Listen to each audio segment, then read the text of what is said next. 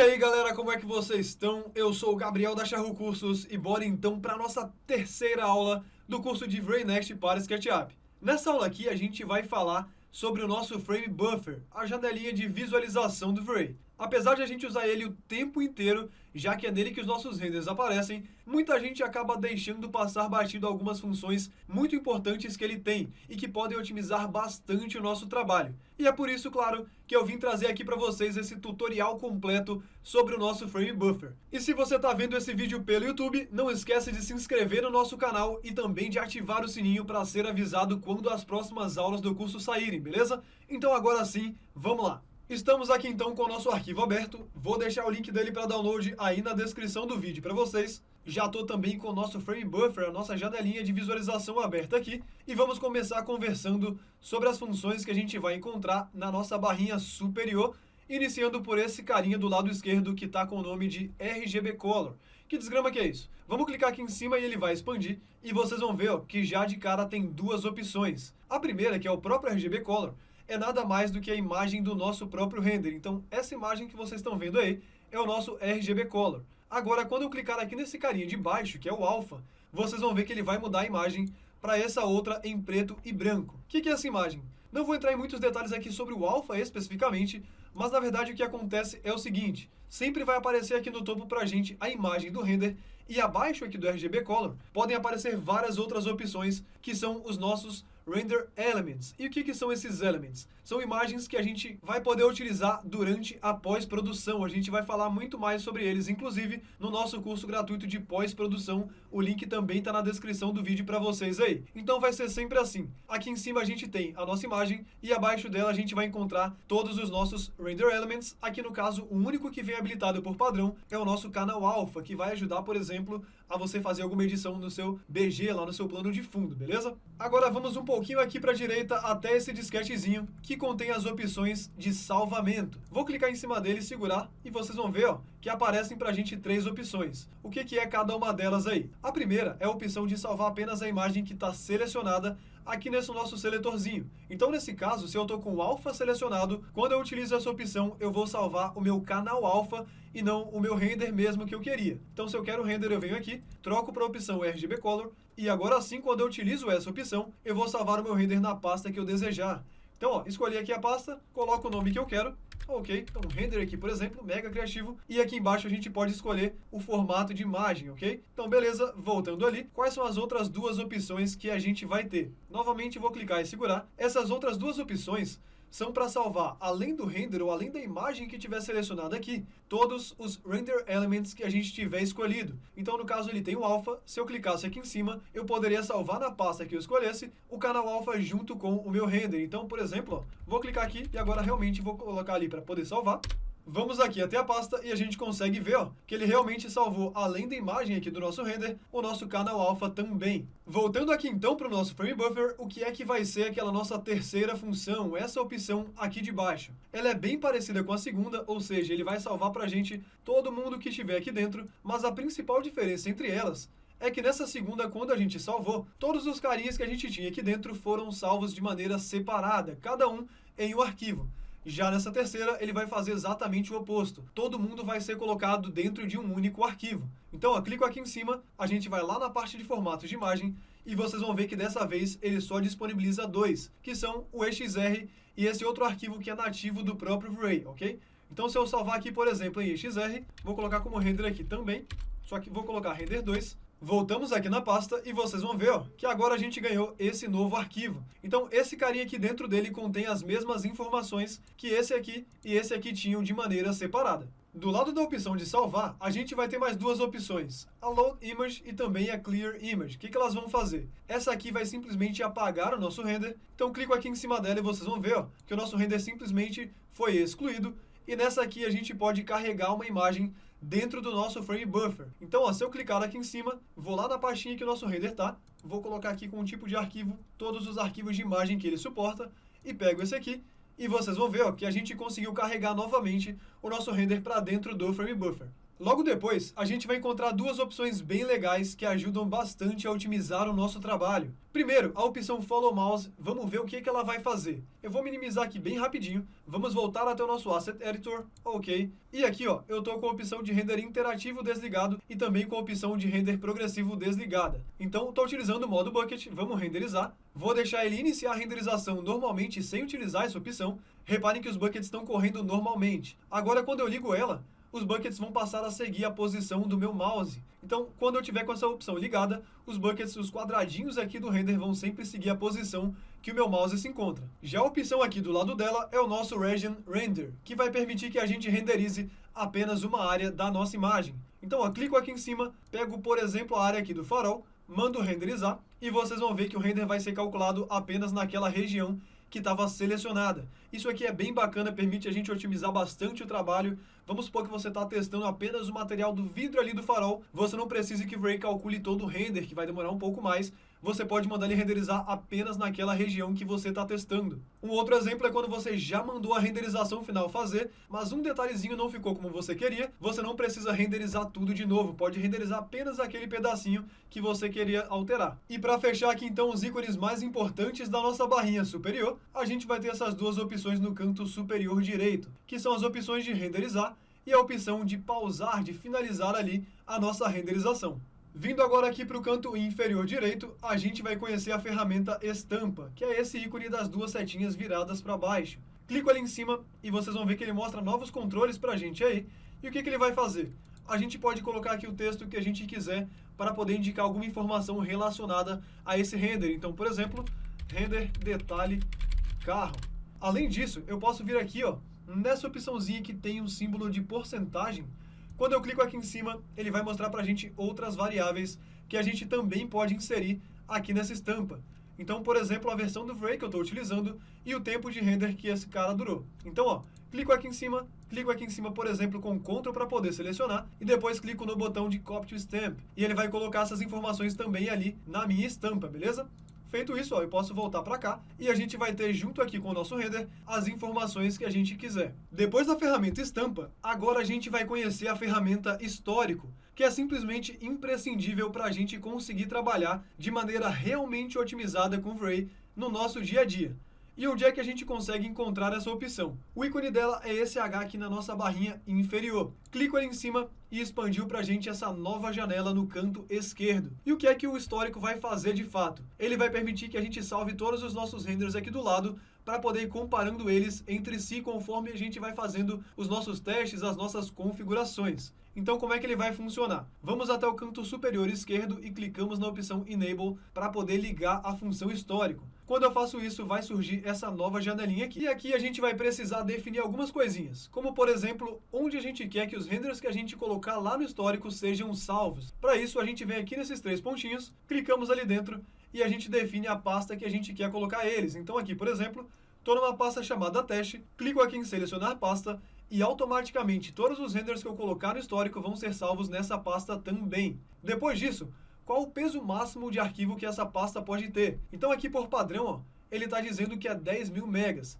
Isso quer dizer que, se todos os arquivos, todas as imagens que eu colocar no histórico somarem ali os 10.000 megas, ele não vai colocar nenhuma nova imagem dentro do histórico enquanto eu não fizer uma limpeza. Logo após, a gente vai encontrar essa opção, que é a opção de salvar as imagens na mesma pasta do projeto. Quando eu habilito esse carinha aqui, vocês vão ver, ó, que ele vai ignorar essa informação e vai salvar todas as imagens que eu colocar no histórico na mesma pasta que meu arquivo do SketchUp está. Já o autosave é para a gente dizer para o Vray que toda imagem que a gente renderizar automaticamente deve ir para o nosso histórico. Aqui embaixo a gente tem uma opçãozinha relacionada a correções de cor. A gente vai falar sobre isso daqui a pouquinho ainda nessa aula, mas ela quer dizer que se você fez algumas correções de cor, quando você habilita essa opção, automaticamente as imagens do histórico vão pegar essas correções também. E por fim, a gente vai encontrar duas opções aqui do lado direito. A primeira é o Completed Renders Only, que quer dizer o seguinte: quando eu habilito essa opção, eu vou dizer para o V-Ray salvar no histórico apenas as imagens que tiverem sido renderizadas por completo.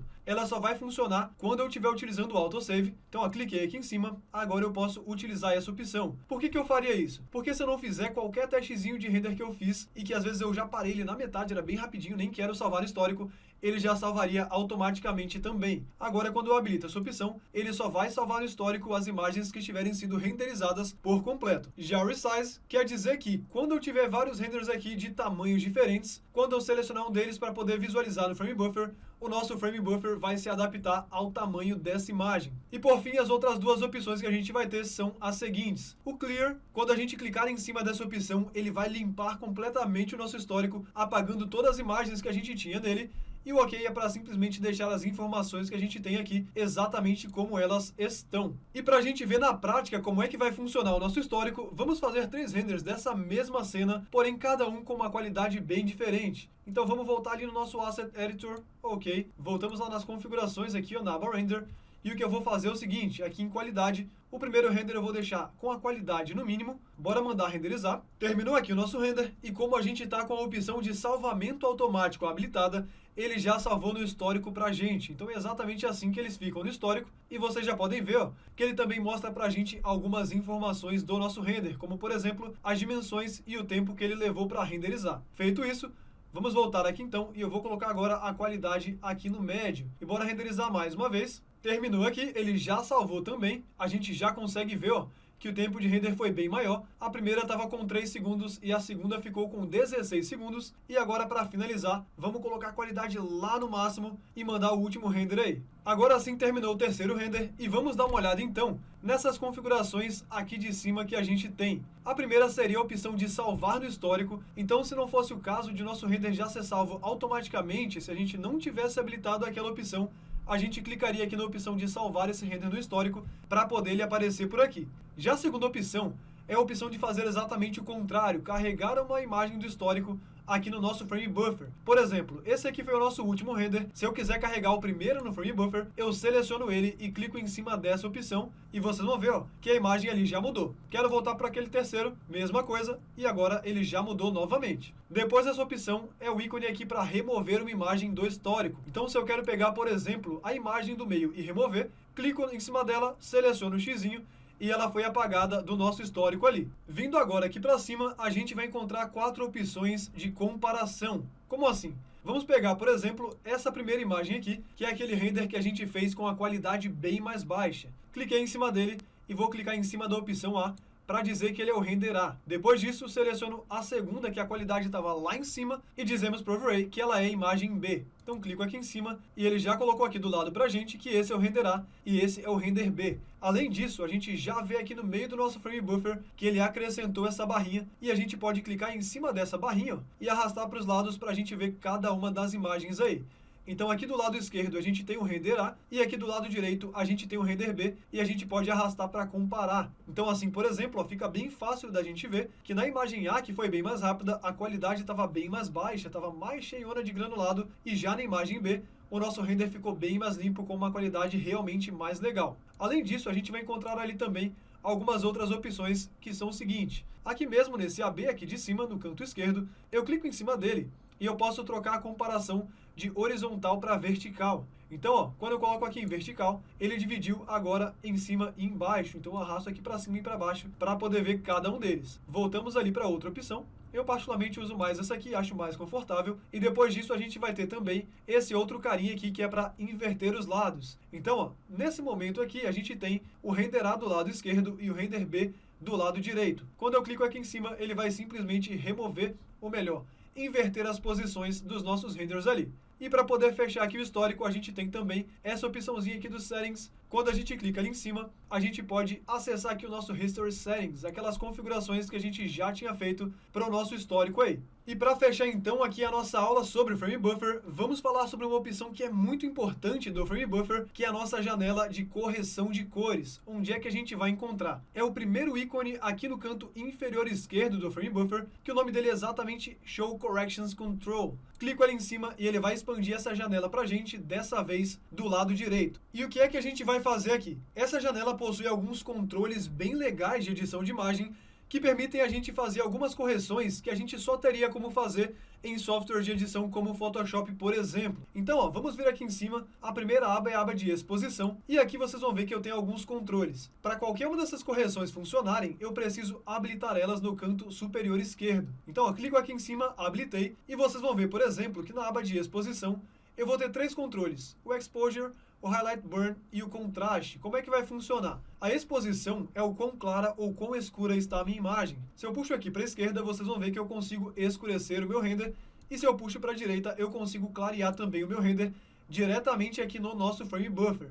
Já essa segunda opção é a opção de retirar estourados, áreas que estão excessivamente claras. Então aqui, por exemplo, quando eu aumentei a exposição, ele ficou claro demais, eu posso reduzir esse valor e vocês vão vendo que ele retirou aqueles estourados ali. E por fim eu tenho aqui também os contrastes, eu posso aumentar ou diminuir. Por exemplo, deixei um pouquinho mais alto. E aí, ó, a gente pode comparar, pode ver o antes e o depois, simplesmente desligando essa opção e depois ligando novamente. Então, ó, ele estava assim e com as correções ele ficou assim. Então é esse tipo de correção que a gente vai encontrar aqui no nosso Frame Buffer, beleza? Eu vou deixar ele aqui exatamente como tá. E em todos eles, a gente vai poder controlar tanto pela barrinha, quanto colocando um valor direto. Então aqui, por exemplo, ao invés de eu arrastar a barrinha, eu poderia digitar 1.85, que ele vai pegar aqueles valores ali para determinar o comportamento da minha exposição. Além disso, aqui no canto superior direito, a gente vai ter uma barrinha chamada Options em todas as nossas correções. Então clico aqui em cima e o que ele vai ter aí? A opção de resetar, ou seja, se eu não gostei dessa correção que eu fiz, eu posso voltar para o padrão, ou também eu posso salvar essas configurações para utilizar depois em uma outra cena ou até mesmo nesse mesmo projeto, só que em um outro computador.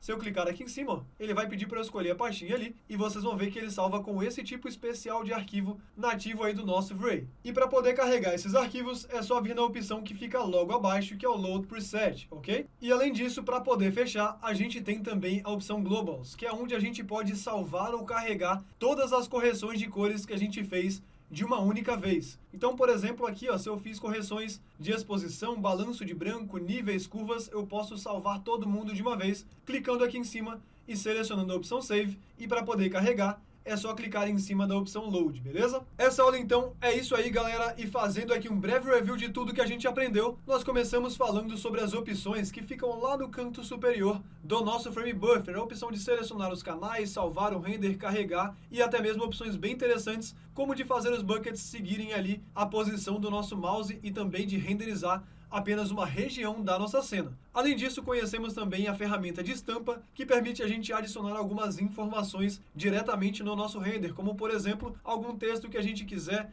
o tempo de render que a nossa imagem levou e até mesmo a versão do Vray que a gente está utilizando. Depois disso, conversamos um pouco sobre a ferramenta Histórico, que permite a gente salvar diversos renders para poder comparar conforme nós vamos fazendo as configurações aí do nosso projeto. E por último, a gente falou também dessa janelinha do lado direito, que é a nossa janelinha de Corrections Control, de correção de cores, para a gente poder fazer algumas edições da nossa imagem diretamente aqui no Frame Buffer, beleza? E se você tá vendo essa aula pelo YouTube e realmente curtiu, não esqueça de deixar o like aí pra gente no vídeo, que é bem importante. E nos vemos então na próxima aula. Aquele abraço, valeu, falou, fui!